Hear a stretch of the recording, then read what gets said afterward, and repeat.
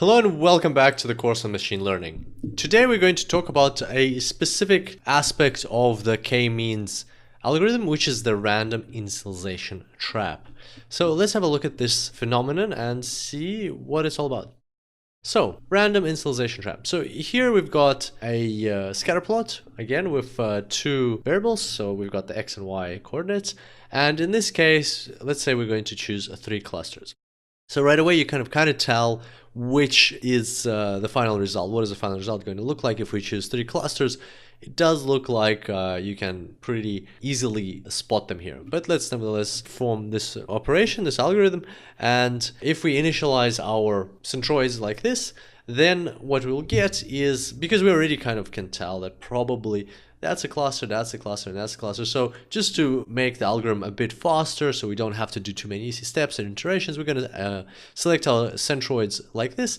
And right away, if we perform the algorithm, we'll get these clusters. And next is, even if we move around the centroids, so we find the centroids of each of these clusters, nothing's going to change. So you can, in your own time, you can perform the steps that we learned about in the previous tutorial and see that nothing will indeed change because of the way we selected the centroids. This is already the final result. So those are going to be the clusters that we're going to end up with.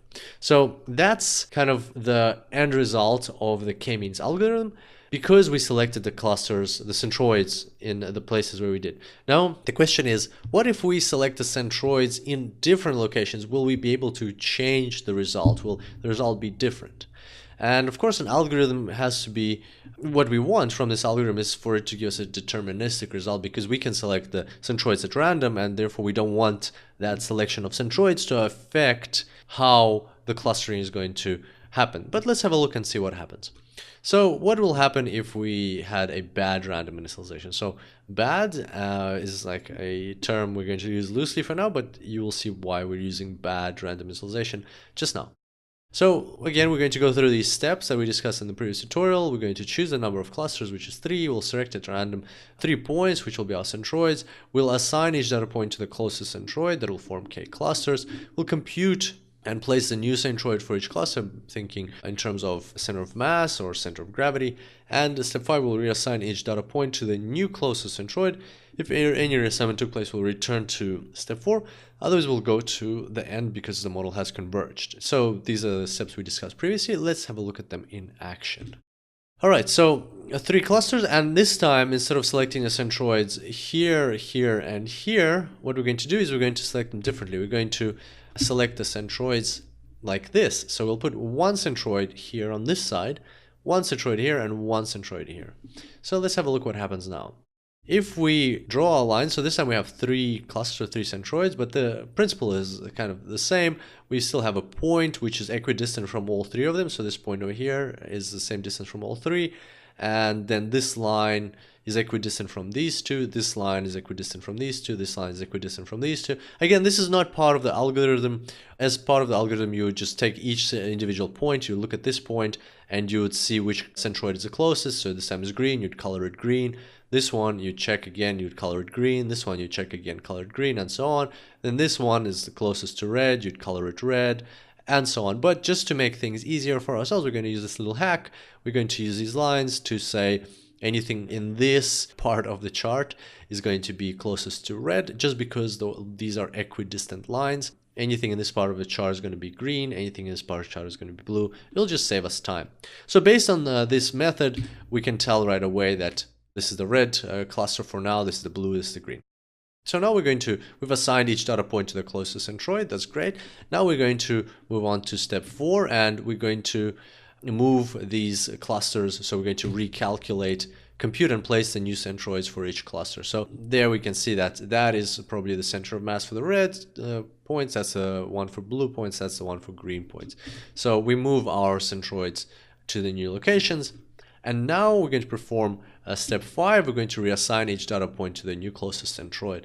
So again, we're going to use that quick hack with the lines. Let's see how the lines will look like this time. There's our new equidistant point, and these are the equidistant lines. So this time you can see that nothing will change. The red points are all already in the red corner, blue points are in the blue corner, and green points are in the green corner. So nothing is going to change. There will be no reassignment, so we don't go to step 4. We instead go to finalizing the algorithm because it has converged. So there we go. That is our model. It is ready. And as a result, we have these 3 clusters. Now, these 3 clusters are different to what we saw at the start. So let's have a look. This is what we saw at the start.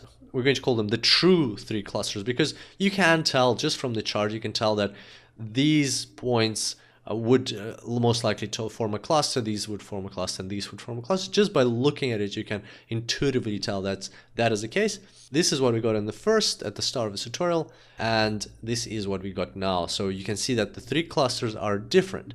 And therefore, what we have is a situation or a phenomenon where the selection of the centroids at the very start of the algorithm can potentially dictate the outcome of the algorithm. And that's not a good thing because the centroids are selected at random.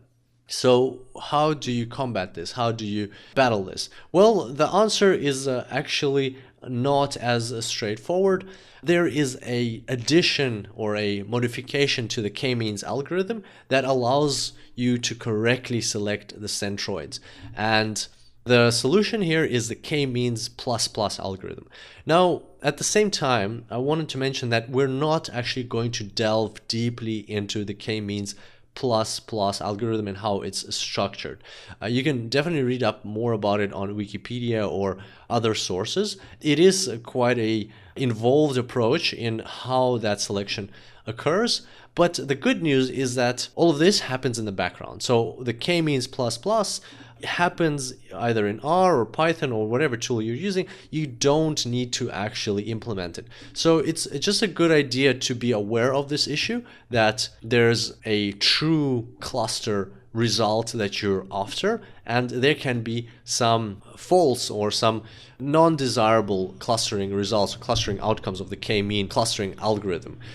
It's good to be aware of that issue, and it's also good to know that the tools that you use will be, or make sure that the tools you're using are going to be implementing that specific selection of the random centroids at the very start so that you get the good result. So definitely, if you are more interested to learn more about the k-means plus algorithm, definitely read up about it. But otherwise, it's not something that you really have to worry about. It's just something that you need to keep in mind and make sure or be confident that the tools you're using are bypassing this initialization trap.